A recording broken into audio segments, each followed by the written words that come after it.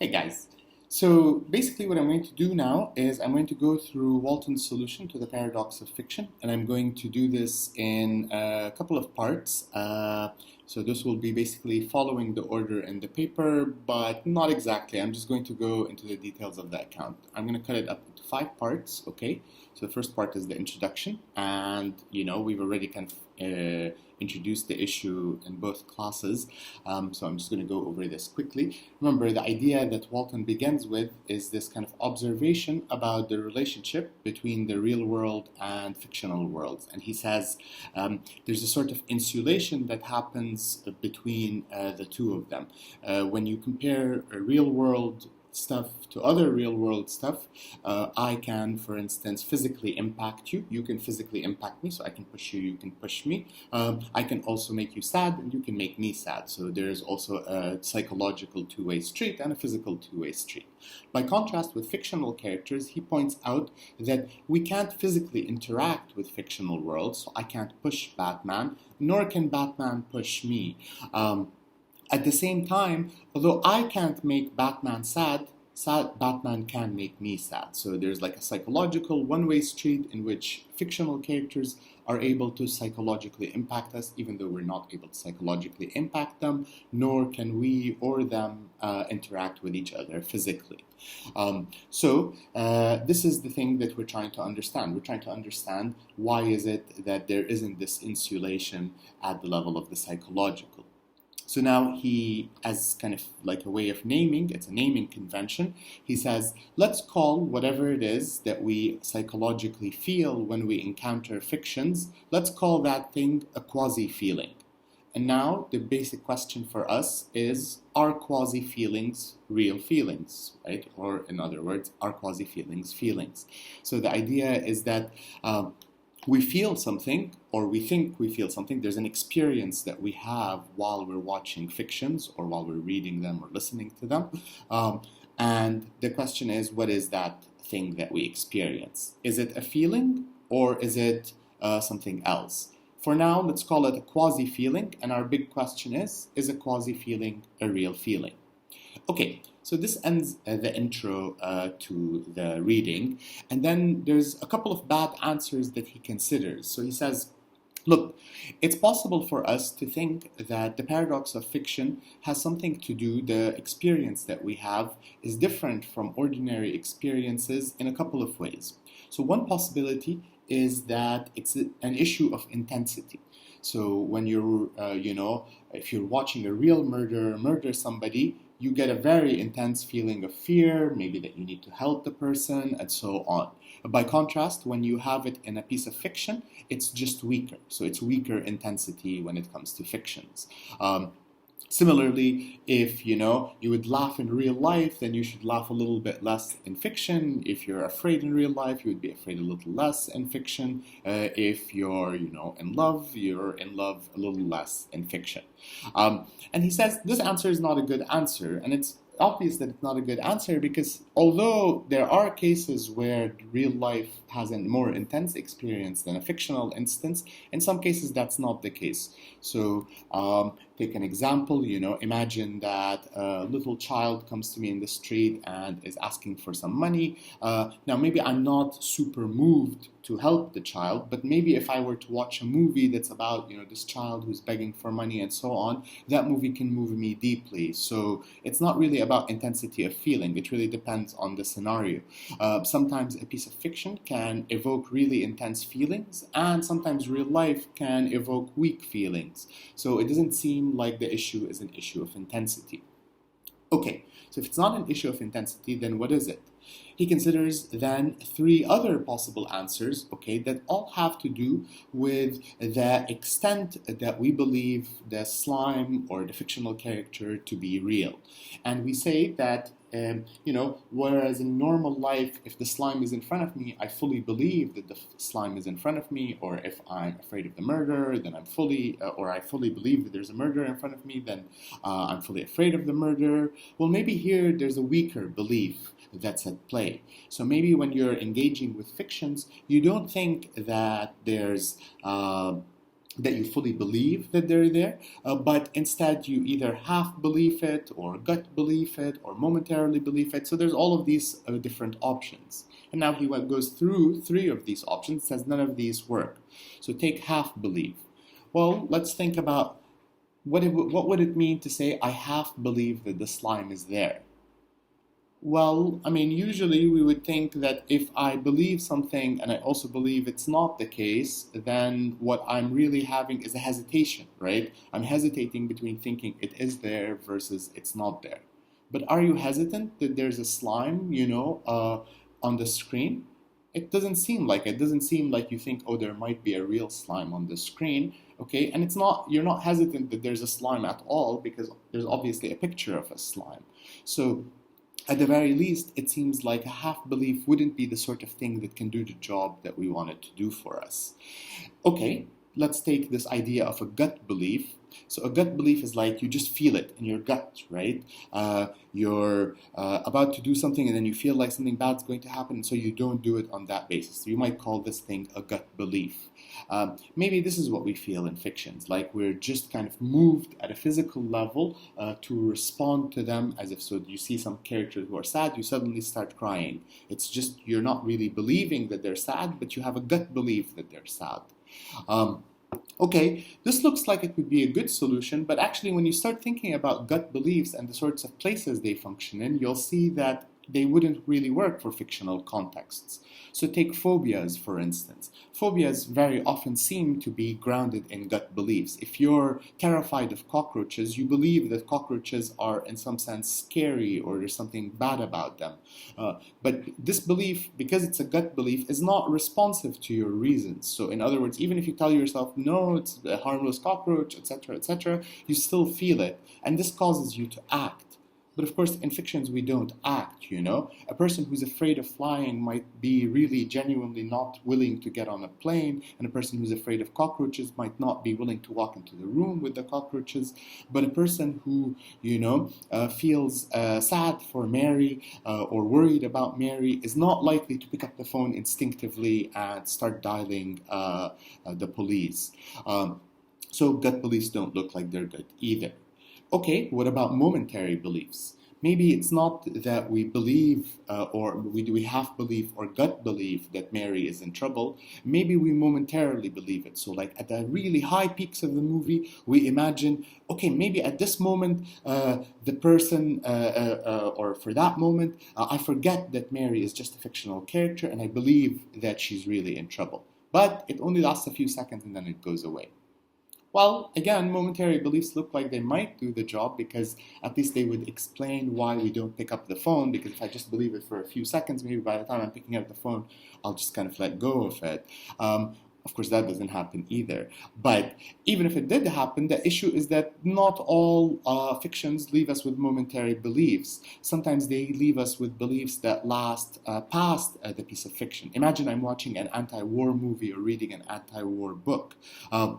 After I read it, I might be so moved and come to believe that war is such a bad thing that I would never want to engage with war ever again, even long past having stopped watching the movie. So obviously, it's not a momentary belief. Sometimes the belief can last for a long time. Okay, so all of these show us then that we don't really, believe that these fictional characters are real, nor is the feeling, nor is it different in an issue of intensity of feeling. But this is not to say that fictions can't evoke real feelings at all. So Walton points out that, in fact, they can make us feel, but not in the way that we would think. So like imagine a person who, likes watching horror movies. They've liked watching horror movies all their life. But now they're really, really, really old. So now the doctor has warned them that you can't get your heart too worked up because you could get a heart attack.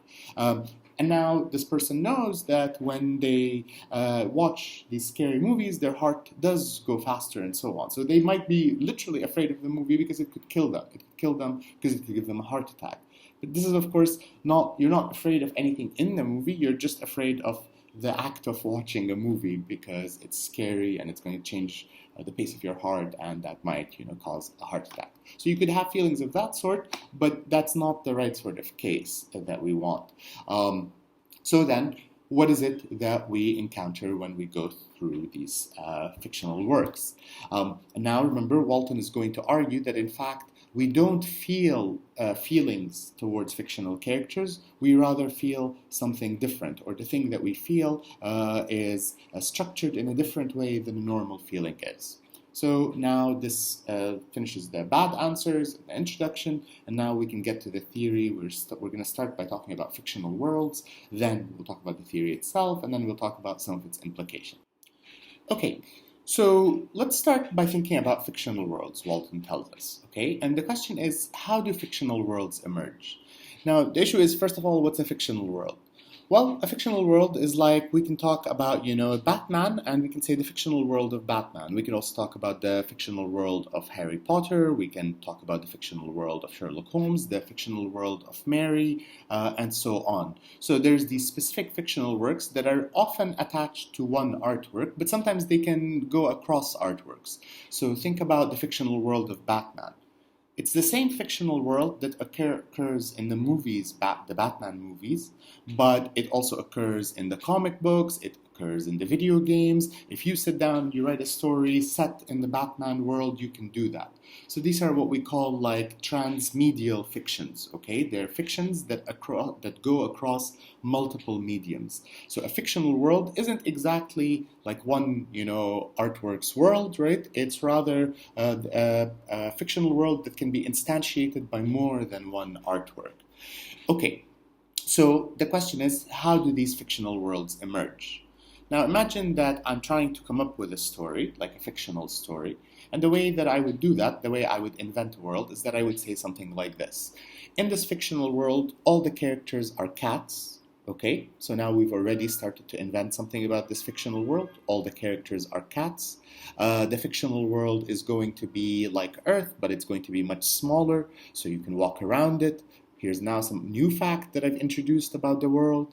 I can say that there's always rainbows in the sky. So now it's a world with cats on a small Earth with rainbows in the sky. I've now invented a fictional world, and we can set a story in that fictional world. In the same way, when the inventor of Batman comes up with the story of Batman, he says, okay, there's going to be a character called Batman. There's going to be some super villains. One of them is the Joker. They all live in Gotham City, and so on and so forth. So notice that to invent these fictional worlds, what we do is we introduce these sentences, right? And these sentences are supposed to be true in that world, right? They're not really true. So there isn't a world where there's just, or at least this is not, our world is not a world where there are just cats, and it's not smaller than the normal Earth, nor are there always rainbows in the sky. But in the fictional world, all these things are true. So instead of these sentences counting as false, they count as true. In the real world, there is a guy called Batman is a false statement.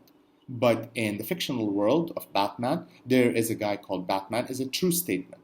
It's false that Sherlock Holmes lives on Baker Street, but in the Sherlock Holmes stories, Sherlock Holmes does live on Baker Street. So these things, we can call them fictional truths. And you could think of them as they're a sentence, okay, that's either true or false, but these ones are true in the fiction, even though they're false in the real world. So we're going to call these fictional truths. Now we can actually introduce a term to better, instead of saying they're sentences, a sentence could be a sentence in the English language or a sentence in the Arabic language. What we want is something that's neutral between languages. So philosophers call that a proposition. So the proposition fi bissi and there's a cat are both the same sentence. They're different sentences. One is in the Arabic language and one of them is in the English language, but both of them express the same proposition, the proposition that there is a cat. That's a language neutral. So we can say that fictional worlds are invented by writing out propositions that then count as true in the fiction, and these are the things that we call fictional truths. So now you can imagine that a fictional world is built up out of a series of fictional truths that we invented. This also tells us that all fictional worlds are man-made or human-made. Why? Well, because humans need to invent these fictional truths that go on to build the fictional world. So notice that this is very different than the real world. What builds truths in the real world is things happening. So if I have a cup here, then the sentence, there's a cup on Rami's table, is true. And what makes it true is the presence of a cup here. But what makes it true that there is Batman in Gotham City is not that there really is Batman or that there really is Gotham City. It's rather because we invented those things. Okay. So then one way to think about it is that we're imagining certain truths to be the case, and those then go on to constitute the fictional world. Now, I want you to notice something about these statements that we use. We can use two different sorts of statements. Some statements explicitly introduce a single fictional entity. So when we say there is Gotham City, we've just introduced this city. Now, notice that by saying there is Gotham City, we haven't specified, for instance, how many buildings are in this city. It remains indeterminate. It's not specific how many buildings can go in Gotham City. All we know is that there is Gotham City.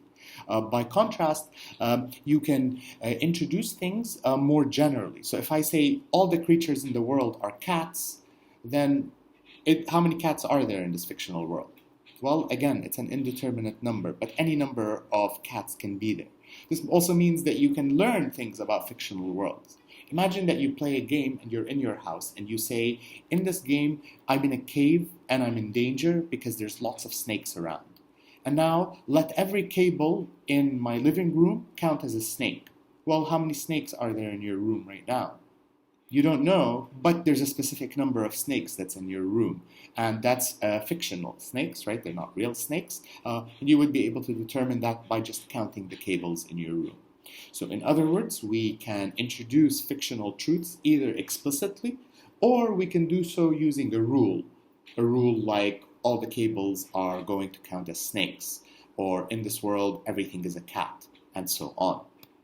Okay, now, so this is the third part where we've introduced the idea of a fictional world and how they're built. And now we're going to look at the theory itself. So he gives this nice quote by this writer, Borges, and he says, Borges says, the actor on a stage plays at being another before a gathering of people who play at taking him for that other person. So this is really the core of Walton's theory. Listen to what he says. He says, the actor on the stage, so here I am, I'm the actor. I play at being another, so I pretend to be, say, Batman, before a gathering of people, so in front of an audience, okay, who play, they themselves, the audience, play at taking me to be that other person. So I pretend to be Batman, and they pretend to think that I'm Batman. And this is really the core of the theory.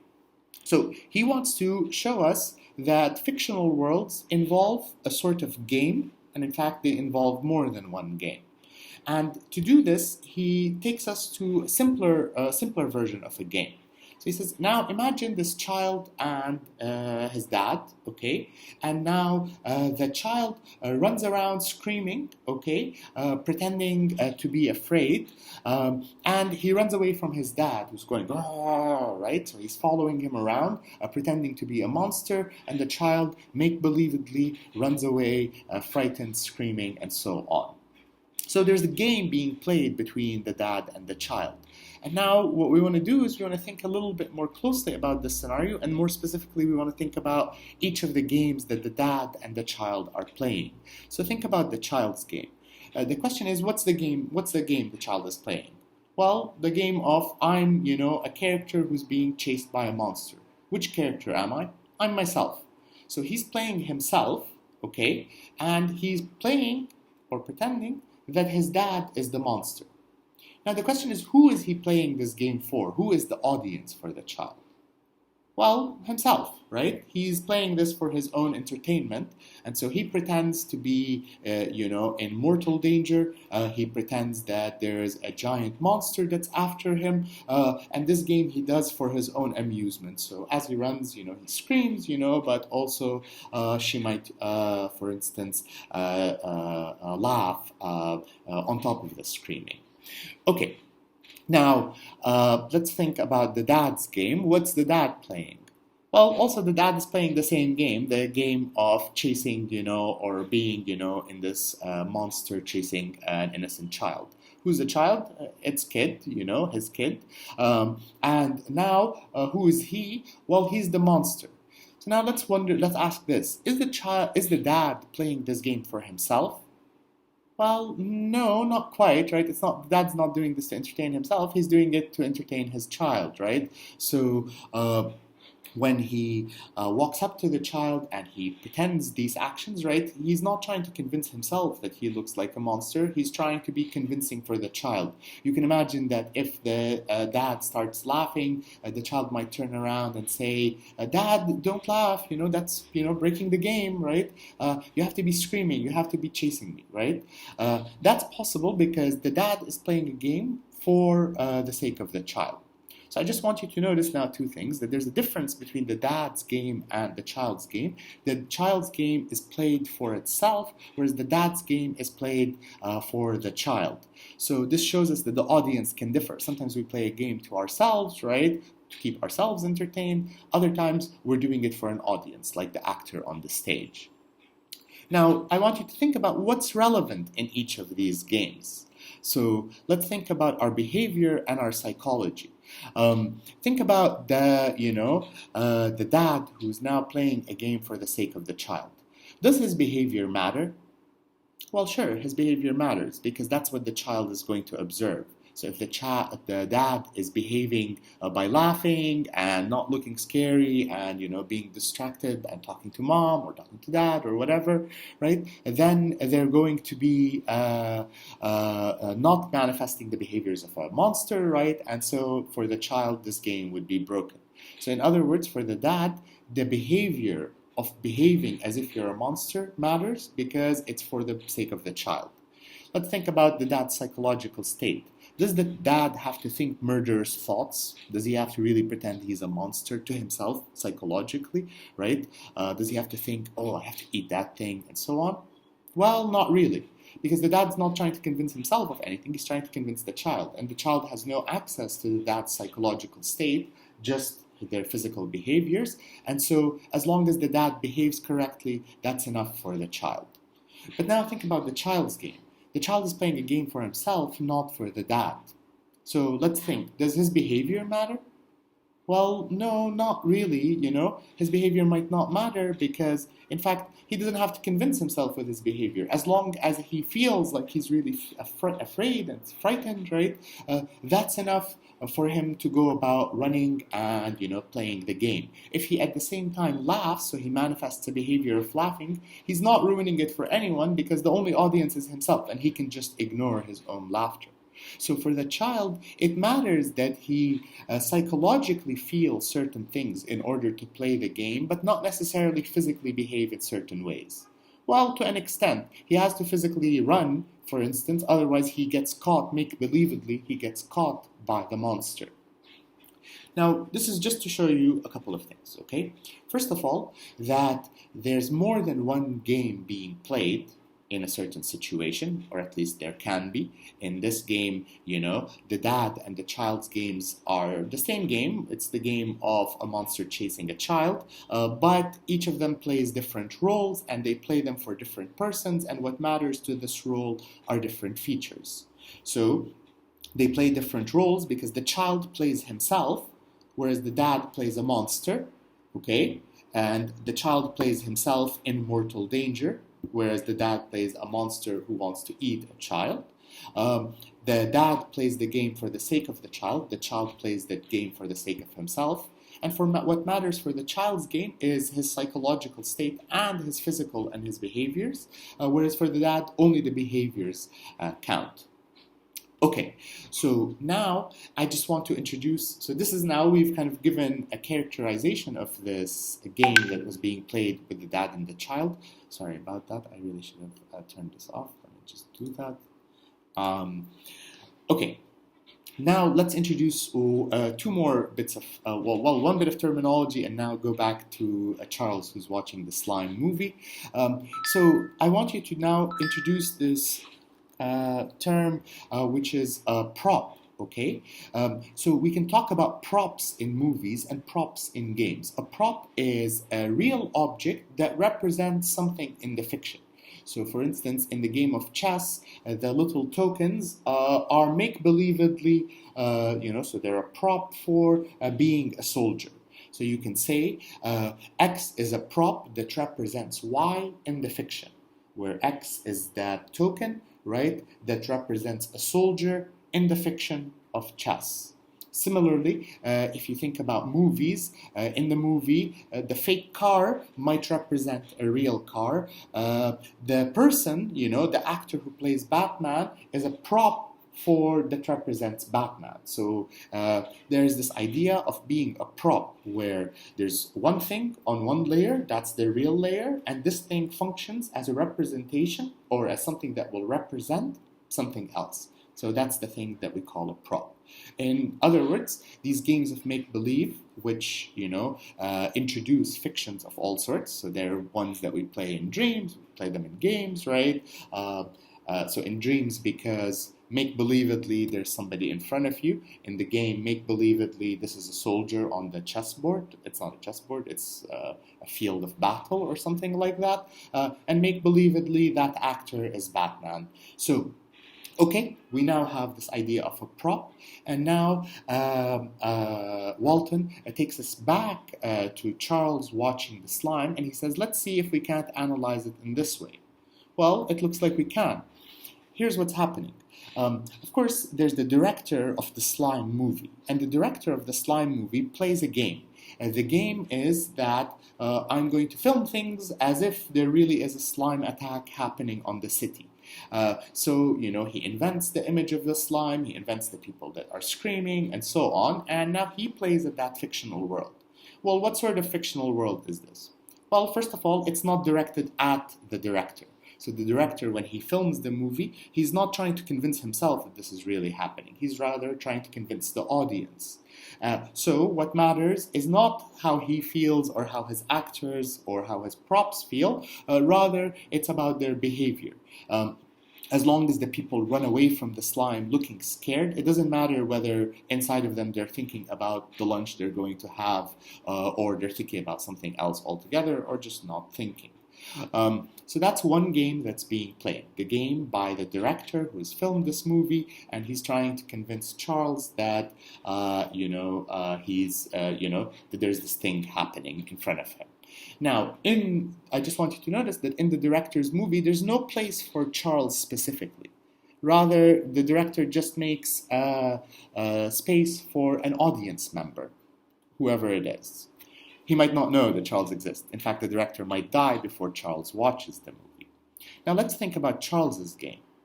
Charles doesn't play the same game as the director.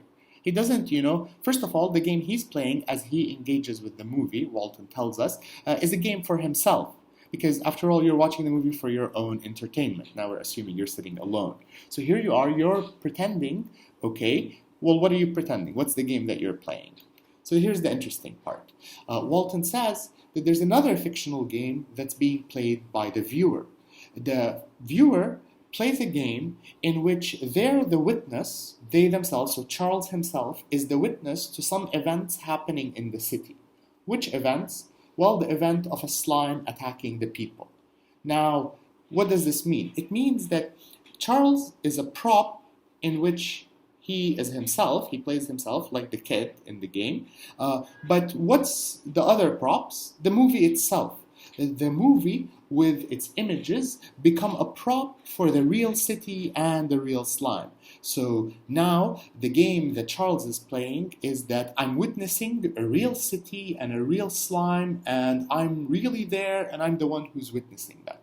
That's the game Charles is playing. Okay, so now there's, as you can see, there's two games being played. There's the director's game and there's the viewer's game. So Walton tells us that notice that these games are also slightly different because one game is embedded in the other. The director's game, which is the movie, is now embedded as a prop in Charles's game, and Charles's game is a bit bigger than the other game because actually it includes himself. The director's movie doesn't include Charles, but Charles's game includes the movie. Okay, So that now covers this idea that in engaging with fictions, we engage with them by playing these sorts of games. And there's in fact two games taking place in pieces of fiction. So what does this tell us about fictions more generally? Okay, so now just imagine how this is going to be able to explain to us why the feelings we have in fictions are not going to be real feelings. Because notice that all of these feelings are premised, they're actually fictional feelings. I start by saying, I'm going to play the game where I'm going to pretend that I'm in the Batman world and I'm actually witnessing Batman, witnessing the Gotham City, and so on. And then I feel feelings in that context. But notice that these feelings are premised on this kind of fictional set of beliefs that we form in order to engage with the fictional world. So this tells us something about these feelings. This is what Walton wants to say.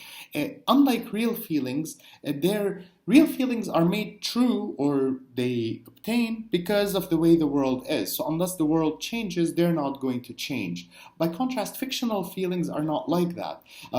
If I'm watching a movie and I'm really terrified, but now the movie is really starting to bore me, and I can just say to myself, okay, you know what? This movie sucks so bad, I'm going to tune out of it. Once I've tuned out of it, all of my feelings disappear. The feelings are only there as long as I accept to play the game of make-believe that, this fictional world is the real world or something like that. So this is what makes these feelings just quasi-feelings and not real feelings. Or to put it differently, quasi-feelings are not feelings. There's something else. There's something that's premised on a game of make-believe, and they themselves are, in some sense, make-believe feelings. I'm not really afraid. I'm make-believedly afraid. Now, this helps you actually explain lots of things, because think about, some of the weird reactions that we have to movies. If you're watching a movie that you really, really love, you could be like, oh no, how sad this character is, but what a brilliant actor. Just look at this sentence, how sad this is, but what brilliant acting. Well, Walton has a very neat way of explaining this. He says, how sad this is a statement made in the fiction, right? So I'm make-believedly, this is a very sad situation.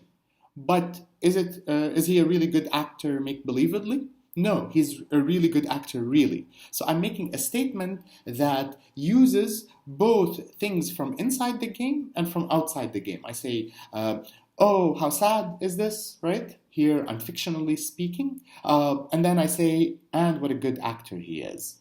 In which case, I'm no longer fictionally speaking. So the question is, why don't we say, in the fiction, I'm sad for him, but outside of it, well, because as long as we're embodying the fiction, I just enter it. I don't actually have to specify. I'm not talking as if I'm from outside of it. Sometimes you do. So if you're trying to tell me about the world of Batman, you might say, in the world of Batman, Rami, blah, blah, blah happens, assuming I'm unfamiliar. But if we're both familiar with the world of Batman and we're just talking about some comic books that we've both been reading and we know, we just say, and then he went to Gotham City. We don't say, in the fiction, he went to Gotham City. So that's not, in a way we speak loosely, and this happens all the time. So now we see how these are quasi-feelings. We see why we speak loosely. One thing to note is that notice that how are we engaging with fictions? Not by bringing the fiction into our world, but rather by entering their world themselves. We become a prop who is part of the fictional world that involves the fictional world that the author introduced. So, in other words, we close the distance, not by bringing the fictional to the real, but rather the real to the fictional. We ourselves, who are real, become part of the fiction. This also helps you understand things like, outside of like a seemingly paradoxical statement like, wow, what good acting, but this is so sad. Think about other things, sometimes we can't wait till the character dies because we love that scene, but we also don't want him to die, So we're really sad about, say Anna Karenina's death. I don't know if she dies because I haven't read it, but imagine I'm sad about her death, but I can't wait for her death to arrive. So how do I understand that? Again, I'm sad for her death, fictionally speaking, but I can't wait for it, really. I really can't wait to just watch that scene. So, as long as you make this split, you can make sense of these seemingly paradoxical statements, Walton tells us. Think about also replaying or rewatching or rereading something. Why do we do that? We already know what the ending is. Well, here we also have a nice explanation. We're not trying to figure out what the ending is, and really we know the ending. But fictionally, we don't know the ending as we're going through it. So sometimes you redo it because you want to replay the game of engaging with this fiction, not because you're trying to find out more things about the fiction in specific. You might know everything there really is to know about the fiction, but you just want to go through that emotional journey, as we might put it. Okay. So now he says, this also tells us something about fictions, which is that because fictions have this form, fictions are not just fictions. In normal life, we take up roles in this life. So, for instance, I might, want to be a good student. That's a role that I want to occupy, and then I use myself as a prop for that role. So, in normal life, we both take up roles, we also fantasize about ourselves, and we try to enact those fantasies of ourselves. Well, in fiction, we're doing the same thing. So, in a way, fiction trains us for the things that we do in life anyway, and it involves an activity that we engage in ordinary life. But this also means that fictions can be used as a kind of therapy, right? Or as he puts it, psychotherapy. Because by fictionally confronting things or engaging in activities and confronting situations, fictionally speaking, we have to express feelings. We can also express feelings, and by doing this, the fantasizer, the person who's playing the game or engaging with the fiction, can come to better terms with their own actual feelings about something. So imagine like you sit there and you watch a movie about death, and by engaging fictionally with the thought of death, this trains you better, or helps you come to terms better with how you really think about death. So these are some things that fiction allow us, right? And they allow us the gap is closed between us and fictions because we're able to put ourselves into these fictional contexts. And so this gives us Walton's solution. As you can see, it's a solution that's interesting because it allows us to deny the first premise. It says we don't feel towards fictional characters. We only have this, make-believe feeling towards those fictional characters. So there's no paradox there. But at the same time, by understanding the mechanics of how that works, we learn a lot more about how we're able to engage in fictions and how these fictions can bear on the real world. So we'll discuss the rest in class. Cheers, guys.